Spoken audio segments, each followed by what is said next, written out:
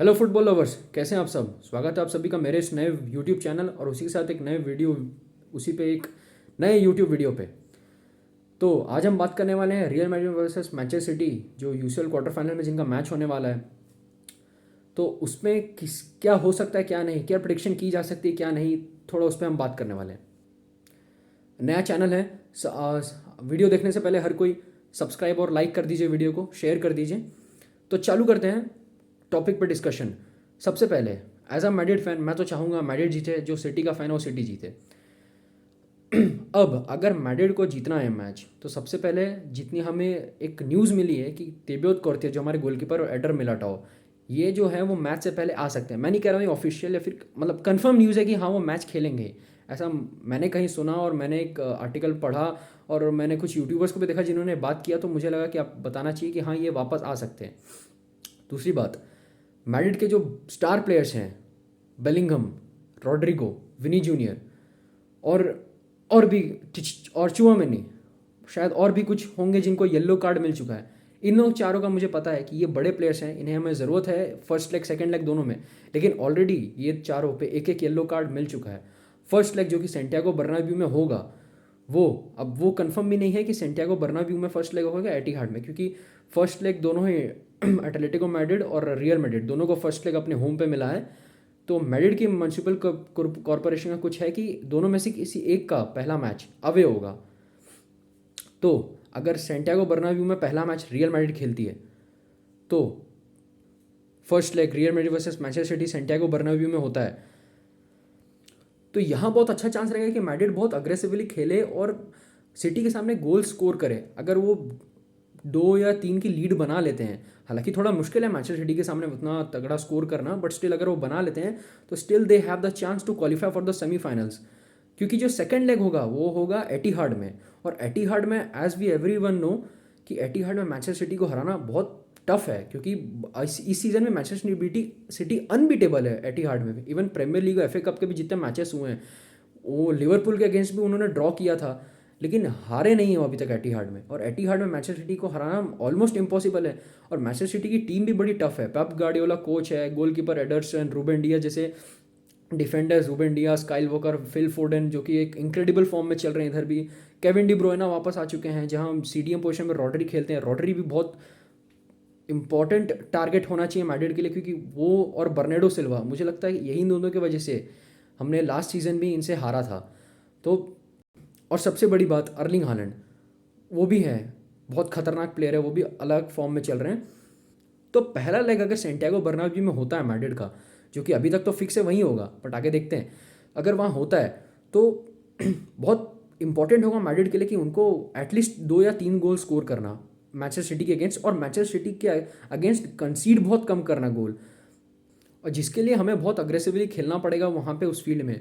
लेकिन वही डर है कि कुछ भी हुआ तो विनी जूनियर, रॉड्रिगो और बेलिंगम, जो कि तीन हमारे फॉरवर्ड में बहुत तीन है, विनी जूनियर, रॉड्रिगो फॉरवर्ड में और Jude Bellingham centre attack midfield, तो ये तीनों में से किसी को भी येलो मिल गया तो वो सेकंड लेग मिस करेंगे, जो कि बहुत मतलब एक टाइप का थोड़ा बहुत बड़ा डिसएडवांटेज हो जाएगा रियल मैड्रिड के लिए, क्योंकि वो खासकर जूड बेलिंगम का रहना बहुत जरूरी है। जूड बेलिंगम और विनी जूनियर का, वो दोनों बहुत बड़े स्टार प्लेयर है, वही दोनों कर सकते हैं।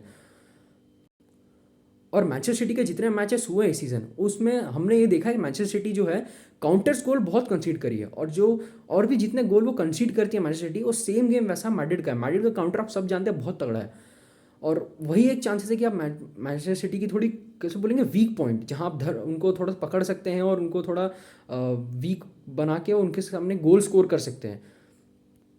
तो इतना तो हमें समझ आ रहा है कि मैनचेस्टर सिटी के अगेंस्ट जीतना तो बहुत टफ है, क्योंकि लास्ट सीजन हम मैनचेस्टर सिटी के अगेंस्ट ही नॉकआउट हुए थे सेमीफाइनल्स में। हालांकि जो हम कहते हैं कि मैड्रिड का डीएनए है कि वो ऐसे एज ए नॉकआउट स्टेजेस में यूसीएल मैचेस में अलग ही परफॉर्म करती हैं, यूसीएल की ग्रेटेस्ट टीम है, इवन हिस्ट्री की ग्रेटेस्ट टीम है, बट स्टिल मैनचेस्टर सिटी को अभी जिस फॉर्म में वो चल रही है हराना, ऊपर से उनके कोच पेप गार्डियोला जो बहुत अच्छे से जानते हैं किसी स्पेनिश टीम लाइक मैड्रिड को कैसे डोमिनेट किया जाए, कैसे हराया जाए। उन्होंने एफसी बार्सिलोना से हराया है पहले, जब वो 2009-10 में यहाँ थे एफसी बार्सिलोना में मेसी के साथ, तो उन्होंने उनको एक्सपीरियंस बहुत है।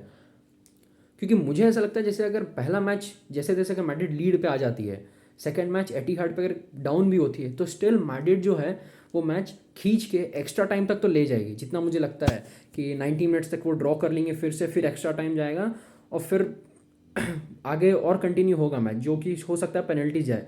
अगर मैच पेनल्टीज तक जाता है तो मुझे नहीं लगता कि मैनचेस्टर सिटी के अगेंस्ट रियल मैड्रिड जो है वो सारे पेनल्टीज मार पाएगी। और on the other hand Manchester city वो पूरे मारेंगे। तो आपके लिए बेस्ट चाहिए होगा मैड्रिड को अगर मैच जीतना है तो वो जो एक्स्ट्रा टाइम से पहले तक का टाइम है सेकेंड लेग पे, उन्हीं में ही उनको जो स्कोर करके लीड पकड़ के रखनी होगी। और उसके लिए बेस्ट मोमेंट ये है कि वो अपना जो वो होम लेग होगा उसी में, उनको जो फर्स्ट लेग होगा उसी में बहुत अच्छी लीड लेनी पड़ेगी। और वही डिफ़िकल्ट है, क्योंकि अगर जैसे मैंने आपको बताया एक प्लेयर को भी येलो मिला तो वो नेक्स्ट मैच मिस करेंगे। तो मुझे ऐसा लगता है ऐसा हो सकता है कि ऐसा हो सकता है कि फर्स्ट लेग में हम टोनी क्रूस और लूका मॉड्रिक को देखें मैड्रिड में सेंटर मिडफील्ड अच्छे से संभाले हुए, और सेकेंड लेग में हम देखें जूड बेलिंगम और चौमेनी, कामाविंगा, फेडरिक वेलवर्डे, हर किसी को। हालांकि अब देखते हैं आगे क्या होता है, बट स्टिल। और मैनचेस्टर सिटी की अगर हम बात करें कि अगर उन्हें मैच जीतना है तो उनके लिए क्या करना पड़ेगा, हालांकि उधर पेप गार्डियोला भी हैं, टीम बहुत स्ट्रांग है। तो ऐसे देखेंगे ओवरऑल तो किसी की जीतने के सबसे ज़्यादा चांसेस हैं तो वो मैनचेस्टर सिटी के। इनक्रेडिबल फॉर्म में चल रहे हैं, बड़ी बड़ी टीम्स के साथ मैच लड़ चुके हैं, और पिछले सीजन कैसे डोमिनेट किया था उन्होंने हर किसी को। तो वो कहीं ना कहीं हो सकता है कि वो मैनचेस्टर सिटी को हरा दे, रियल मैड्रिड को हरा दे मैनचेस्टर सिटी। और अगर मैनचेस्टर सिटी रियल मैड्रिड को हराती है तो ये फिक्स होगा कि मैनचेस्टर सिटी ही वो टीम होगी जो यूसीएल जीतेगी। और अगर रियल मैड्रिड हराती है मैनचेस्टर सिटी को तो रियल मैड्रिड ही यूसीएल जीतेगा, जितना मुझे लगता है। और अगर मैनचेस्टर सिटी जो है रियल मैड्रिड को हरा के यूसीएल जीत जाती है तो नो डाउट सुपर कप में शायद वो लिवरपूल से भिड़ेंगे, क्योंकि लिवरपूल यूरोपा कप जीत के आएंगी। उसके बाद प्रीमियर लीग, एफए कप सब जीत के फिर से वो ट्रेबल जीत सकती है इस सीज़न भी। हालांकि अब देखते हैं आगे क्या होता है। चैनल को सब्सक्राइब कर दीजिए, लाइक कर दीजिए दोस्तों वीडियो, और बने रहिए चैनल के साथ, सब्सक्राइब करिए, शेयर करिए। मिलता हूँ आपसे अगली वीडियो में।